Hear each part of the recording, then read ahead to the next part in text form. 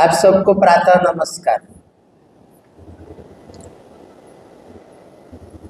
बमरनाथ सेवा ट्रस्ट संचालित श्री ठाकुर भाई पटेल आर्ट्स एंड कॉमर्स के लिए आज एक गौरव का क्षण है। कॉलेज में अध्यापन के साथ साथ सर्जन प्रक्रिया को जीवित रखने के लिए हमारे में से एक साथी श्रीमती डॉक्टर जयश्री चौधरी, उनका एक नवल कथा अभी अभी प्रकट हुआ है। इससे पहले भी उनकी बहुत सारी कृतियां आ चुकी है, मगर ये नवल कथा उनका प्रथम नवल कथा है। पहले तो इसका विमोचन विधि आप लोग फोटोग्राफ में देखते हैं, वो है ही, मगर ये कॉलेज के पटांगण में इसका शुरुआत आज तक बाकी था, क्योंकि ईश्वर भाई के मौजूद में ये चीज करने वाले थे, मगर समय साथ दिया नहीं। धीरे धीरे यहाँ तक हम पहुंच गए। ये कार्यक्रम को ध्यान में रखते हुए आज अध्यक्षता ने हमारे प्रिय चिराग भाई, जो कॉलेज के सही संचालक भी है, अतिथि के रूप में, मुख्य वक्ता के रूप में डॉक्टर भरत भाई मेहता, उनका परिचय की शायद बहुत ज़्यादा आवश्यकता नहीं है। गुजराती साहित्य के साथ कोई भी व्यक्ति जुड़ा होगा तो उनका विवेचन से सीख के ही बड़ा हुआ होगा, ऐसा मैं मानता हूँ। एक मूर्धन्य विवेचक, साहित्य का व्यवसाय के साथ वर्षों से जुड़े हैं। व्यवसाय इसलिए बोलता हूँ कि हम सब सेवा भी करते हैं, व्यवसाय भी करते हैं। और उनकी धर्मपत्नी डॉक्टर निव्या मेहता, वो भी आंकलाव कॉलेज में गुजराती विभाग के बड़ा है। इसलिए बहुत सारे गुजराती के मूर्धन्य विवेचकों के बीच में आज हम हैं। पीछे मेरे, जिनको मैं आज भी अग्रज मानता हूँ, मेरे प्रिय प्रवीण भाई, जो एक ढंग से देखूँ तो डॉक्टर जयश्री चौधरी की प्रतिभा के पीछे एक गुरु का मतलब बैकग्राउंड बनाते हुए बैठे हैं। कभी वर्षों पहले आवा कॉलेज में उन्होंने उनको सीधा पढ़ाया भी है, और उनका टीका टिप्पणी से उनका सर्जनात्मकता शायद निखरता गया है, ऐसा भी मैं मानता हूँ। और जो दो संस्था के बीच में हम कैसे भी इधर उधर जगह बनाते हुए खुद का अस्तित्व को संभालते हुए काम करते हैं, ऐसे ईश्वर भाई और नयना बहन, क्योंकि ये दो संस्था का सहकार नहीं मिलता तो ये कॉलेज शायद अंकलेश्वर में खड़ा नहीं हो पाता। 1000 स्टूडेंट को लेके कॉलेज चलाना इतना आसान नहीं है। उनको तकलीफ देते देते हम बड़े हो रहे हैं, इसलिए आज भी वो हमारे साथ है। और last but not the least, जिनके थकी ये प्रोग्राम है, ये प्रोग्राम के नयना बहन ऊपर आ जाइए, अभी आपका नाम मैं ले रहा था, ऊपर आ जाइए। जिनकी कृति के वजह से ये प्रोग्राम को हम रूप देने जा रहे हैं, जैसे डॉक्टर जयश्री चौधरी, और बाकी मीडिया से देवानंद भाई आए हैं, और भी आमंत्रित मेहमान है। विवेकानंद स्कूल के प्रिंसिपल सर आए हैं। बाकी मेरे प्रिय विद्यार्थी मित्र, साहित्य सर्जन ऐसा एक स्थिति है, मैं इसको स्थिति जानबूझ के बोलता हूँ, क्योंकि 3 सर्जक के बारे में मैं जानता हूँ। एक परमात्मा जो सारा ब्रह्मांड का सर्जन किए, दूसरी एक माँ है जो संतान का सर्जन कर सकती है, और तीसरा है सर्जक जो भी एक छोटी मोटी ब्रह्मांड की रचना करती है। ये 3 सर्जक हमारे लिए नमस्य है, क्योंकि उनके सिवा बाकी कोई सर्जन करते नहीं। भरत भाई या निव्याबेन जैसे लोग विवेचन कर सकते हैं, सर्जन करना अलग है। पहले सर्जन होगा तो ही विवेचन हो सकता है। इसलिए सर्जन एक प्राइमरी सोर्स है, वो एक ए प्रायोराई है। इसलिए एक सर्जक प्रतिभा को मान देने के लिए ये कार्यक्रम की रचना हुई है। दूसरा विषय वस्तु, ऐतिहासिक पृष्ठभूमि, गुजराती साहित्य में एक स्थान, ये सब चीज को ध्यान में रखते हुए मैं आज टी.एस. एलियट, एक प्रखर सर्जक और विवेचक को याद करता हूँ। अगर आपके पास एक परंपरा है तो ही वो परंपरा का हिस्सा एक प्रतिभा बन सकता है। मैं tradition and the individual talent ऐसे को ही मतलब ध्यान में रख के बोलता हूँ। आपको साहित्य सर्जन करने के लिए वेदव्यास वाल्मीकि से शुरू करके आज तक आना पड़ेगा, और वो नदी के किनारे खड़े होके आप खुद का अस्तित्व को अनुभव कर सकते हैं।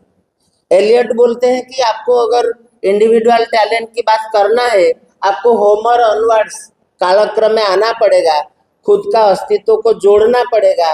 आप अकेले सर्जक नहीं बन सकते। ये परिप्रेक्ष्य का महत्व ये है कि जयश्री चौधरी सिर्फ एक लेखिका नहीं है। जयश्री चौधरी एक गुजराती साहित्यिक परंपरा का हिस्सा है। गुजराती साहित्यिक परंपरा से पहले हम कहेंगे कि भारतीय साहित्यिक परंपरा, भारतीय साहित्यिक परंपरा कहूँ तो विश्व साहित्यिक परंपरा। इस ढंग से सारा विश्व ब्रह्मांड एक होगा, एक परंपरा बनेगी। वो परंपरा में कहीं ना कहीं एक अणु परमाणु बन के जयश्री चौधरी का उद्गम होगा। इसलिए वो परंपरा को स्पष्ट करने के लिए मैं एक प्रस्तावना बनाने जा रहा हूँ। जयश्री चौधरी साहित्य लिखेंगे, लोग उनको आदिवासी साहित्य कहें। हम जाति गोत्र के बिना दुनिया में चलते नहीं। जयश्री चौधरी का साहित्य कृति कहीं ना कहीं उनका पूर्वजों के साथ उनको जोड़ेगा। उनके पूर्वजों, अगर वो आदिवासी समुदाय में से आज आदिवासी समुदाय को गौरवान्वित करने के लिए आज मुख्य प्रवाह का एक सभ्य है, तो स्वाभाविक ढंग से देखूं तो आदिवासी साहित्य के साथ वो जुड़े। अगर गुजराती आदिवासी साहित्य है तो भारतीय आदिवासी साहित्य का एक हिस्सा है, और विश्व आदिवासी साहित्य का भी एक हिस्सा है। इसलिए ये जो आइडेंटिटी सब है, साहित्य के वर्गीकरण करेंगे तो छोटे छोटे ऐसे टुकड़े हम बनाते हैं।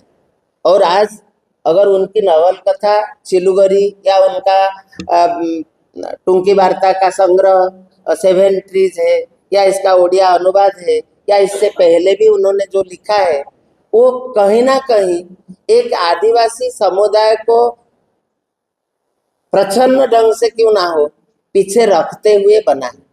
इसलिए आदिवासी शब्द के साथ ये साहित्य का कहीं ना कहीं समागम होता है। आज का जो नवल कथा है, ये आदिवासी साहित्य का कोई प्रथम नवल कथा नहीं है, या गुजराती आदिवासी साहित्य का भी प्रथम नवल कथा नहीं है। ये परंपरा का एक हिस्सा है। मैं आदिवासी तो हूँ नहीं, मगर आदिवासियों के घेर में मैं बड़ा हुआ हूँ। मैं उड़ीसा में जो जंगल में बड़ा हुआ हूँ, मेरे घर के चारों तरफ जंगल विस्तार है। हर रोज कोई ना कोई रूप में एक आदिवासी को मिलने का हुआ है, और वही प्रवाह में मैं बड़ा हुआ हूँ। इसलिए आदिवासी संस्कृति क्या है, मैं बचपन से देख के बड़ा हुआ हूँ। एक संदर्भ में एक भरत भाई को पता होगा, गोपीनाथ महांती करके एक प्रखर ओडिया आदिवासी राइटर, उनको याद करता हूँ, और उनका अमृत का संतान और परजा नवल कथा को याद करता हूँ।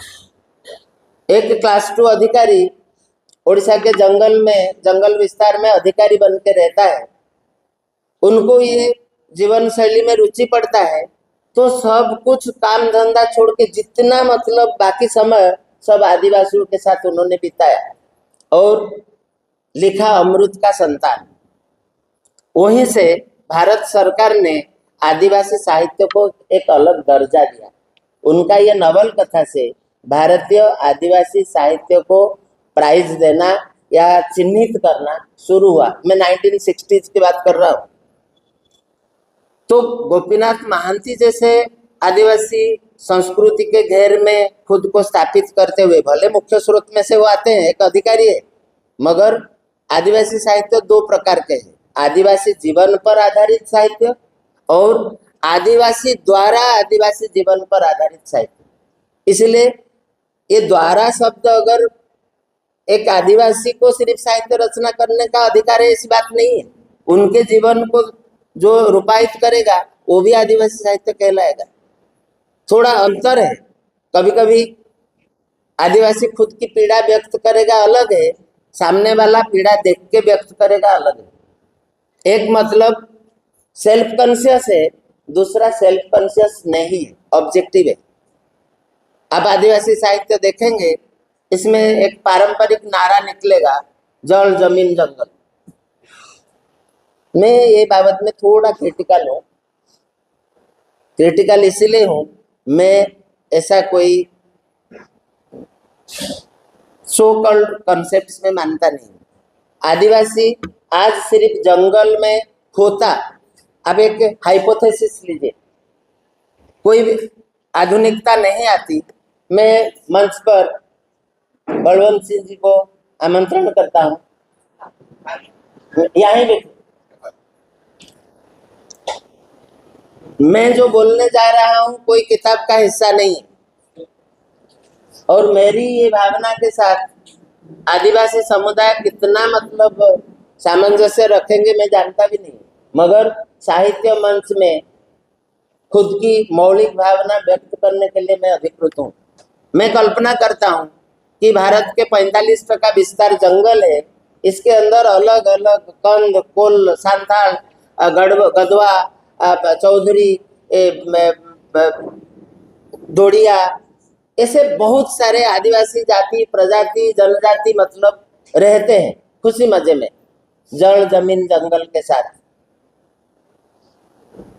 तो आधुनिक भारत में अगर ऐसा एक चित्र बनाने के लिए आप कोशिश करोगे, मैं मानता हूं कि वो मुमकिन नहीं, संभव नहीं, नॉट पॉसिबल। वो भी आजाद हुए हैं, वो भी आधुनिकता का स्वाद चाखने के लिए भी तत्पर है, वो भी मुख्य प्रवाह, एक मुख्य मानव प्रवाह मीन्स जो विकसित समाज, इसका हिस्सा बनने के लिए भी कोशिश करते हैं। अगर एक आदिवासी उनका पृष्ठभूमि छोड़ के मुख्य प्रवाह में आएगा, थोड़ा बहुत तो उनका आदिवासी का तत्व, मूल तत्व तो बिगड़ेगा, क्योंकि आधुनिकता और फिर मतलब वो जंगलीय आदि जाति का जो संस्कृति, वो दोनों साथ तालमेल में नहीं रह सकते। थोड़ा इसमें से जाएगा, थोड़ा उसमें से आएगा, इस ढंग से संस्कृति बनती है। संस्कृत, आप अगर हल्दी और चंदन को इकट्ठा करके एक मलम बनाओगे, कहाँ हल्दी रहेगा कहाँ चंदन रहेगा आप अलग नहीं कर सकते।